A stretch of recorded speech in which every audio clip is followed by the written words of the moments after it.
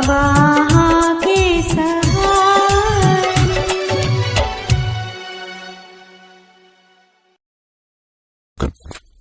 भाभी, भाभी, ये भाभी।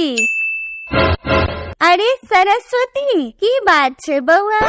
ओने हमरा बारे में ई सोच के शादी केलखिन जे पढ़ल लिखल और नीक खाना बनावे वाली लड़की सब शादी करल छी। मुदा जहन इनका ई पता चलन ने जे हम 5 क्लास पास छी तो ई बहुत अपसेट भ गेलखिन। Oh no! एकर मतलब राइट में? नहीं, वो तो हम समझाई लेनु। सरस्वती होशियार छी।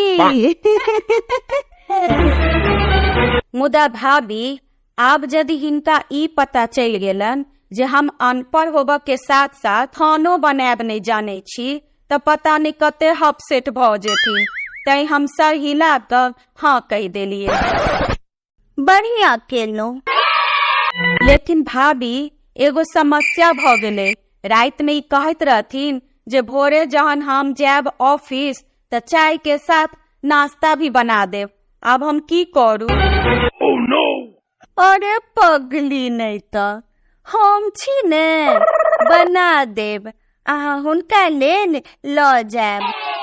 आर कोनो भी दिक्कत हुआ तो हमरा कहब, झिझकब नहीं, आस्ते आस्ते सब ठीक भ जात। थैंक यू भाभी।